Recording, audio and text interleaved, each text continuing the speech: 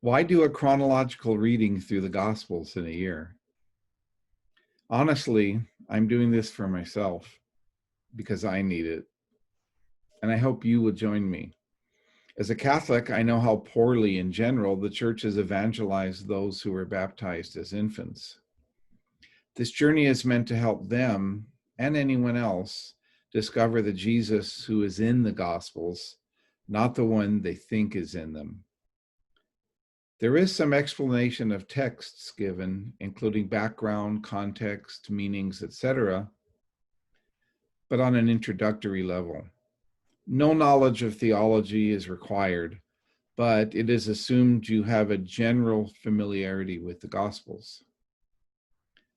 I have read each Gospel many times and understand why the Church has given us 4 of them, which I'll comment on in a couple of days.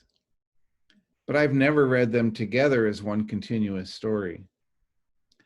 And rather than reading that story in one or a few sittings, I've decided to take my time and reflect on each of the various events of Christ's life in greater depth over a whole year.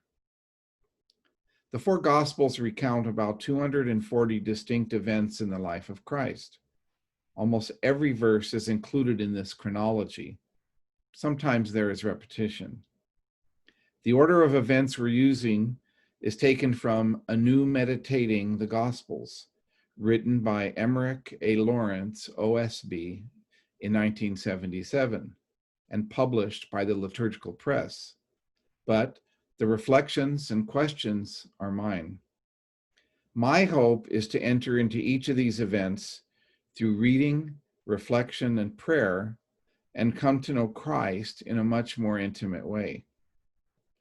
I believe that knowing Christ like this will lead us, in the words of Godspell, to see him more clearly, love him more dearly, and follow him more nearly.